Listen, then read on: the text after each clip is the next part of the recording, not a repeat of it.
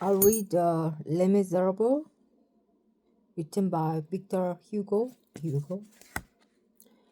This is made of chapter 6. I will read chapter 5, Love and Revolution.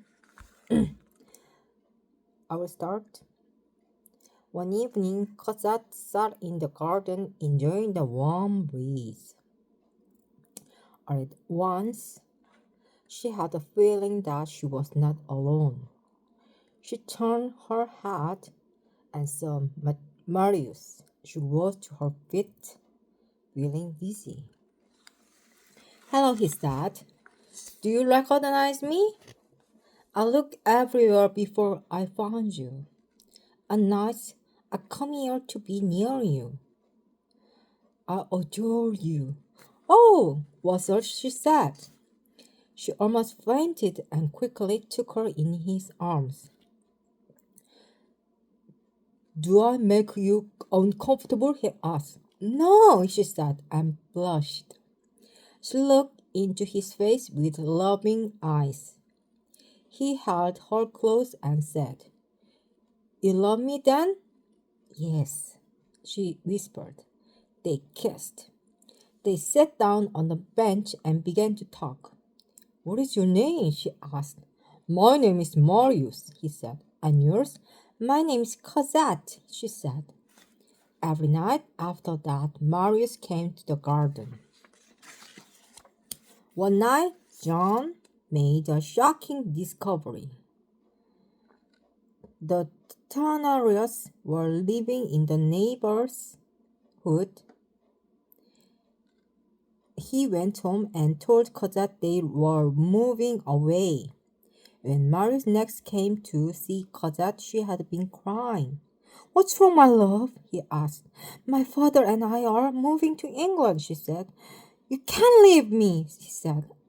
"I'll die if you do." The next morning, Marius visited his grandfather for the first time in 4 years. His grandfather was a royalist who had hated Marius' father because he had fought for Napoleon. After Marius' mother died in childbirth, his grandfather took Marius away from his father. The old man told Marius that his father was a bad man, and Marius believed that what he said. When Marius was 17, he was called to his father's deathbed. He was shocked to learn that his father was actually a brave soldier and kind man. He accused his grandfather of lying to him about his father, and they argued bitterly. Marius left the house and never returned. He studied hard and became a lawyer, but he made little money. Several times his grandfather sent him money, but Marius refused to take it. Now, because of his love for Cosette, Marius had to see his grandfather again. "Why have you come here?" asked Marius' grandfather coldly. "Have you come to apologize to me?" "No, sir," said Marius. "I have come to ask your permission to marry." "Marry whom? Is she rich?" said his grandfather. "No," said Marius, "but I love her. Her father doesn't know about us, and they are moving to England. I must marry her to be with her. If she meets you without her father's knowledge, she's not a respectable woman."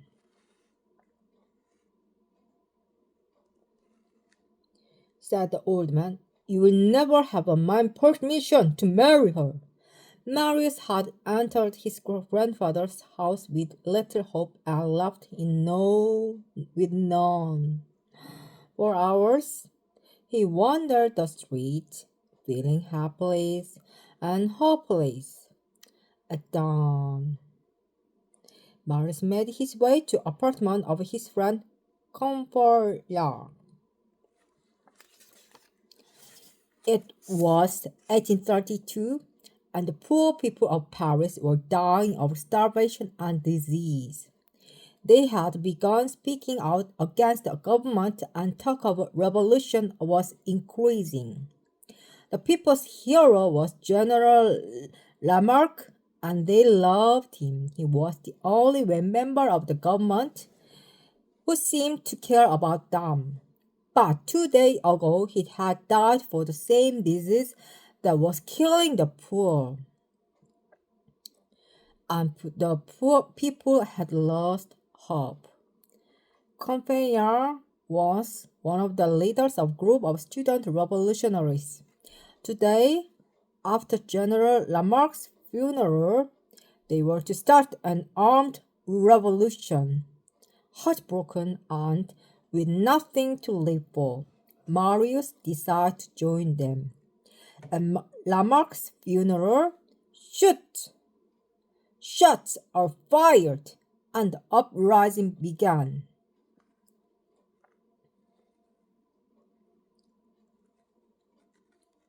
People built barricades in the street using uprooted trees, carriages, paving, stone, and furniture.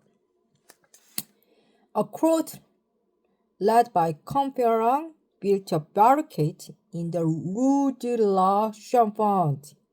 A wine shop at the end of the street was their headquarters. Marius, armed with 2 pistols, headed for the barricade. That evening, John heard a knock on the door.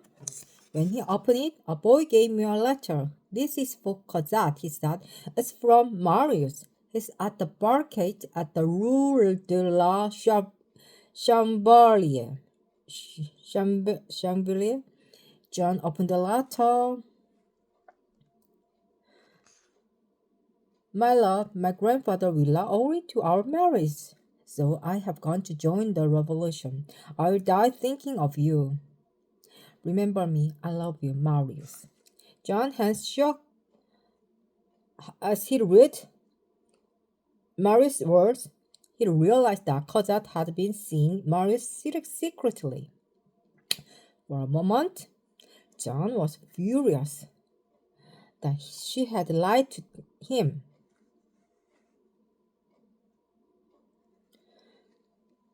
Then he felt a moment of joy and relief. The young man was determined to die for the revolution. So it was all over, but no, Marius was still alive and Cosette loved him. "Can I stand by and do nothing?" he thought. "No, I must do something." An hour later, he left the house with a loaded gun and a box cartridge. He was headed toward the Rue de la Chevalier. John arrived at the barricade at dawn. The revolutionaries were waiting for the king's soldiers to come. They knew there was no escape, but they would die fighting. John went into the cellar of the wine shop. He was shocked to see Inspector Javert tied up to a post. Apparently,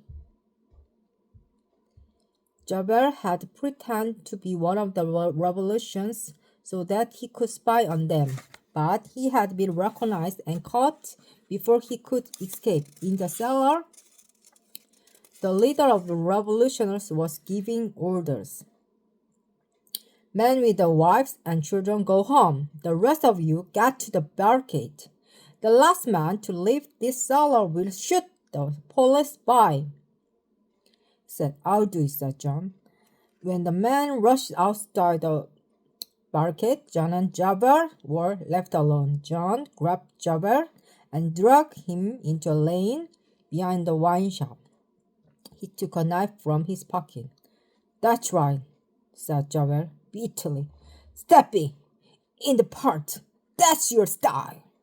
John cut the ropes from the Javert's wrist and said, "You're free to go." Javert was shocked that he couldn't move. John continued. If I live through this, you'll find me at number 7 Rue de Hong Arm. You should have killed me, snarled Javert. Get out of here, said John. Javert buttoned his coat and squared his shoulders. Then he disappeared into darkness. John fired his pistol into the air, shouted, "He's dead!"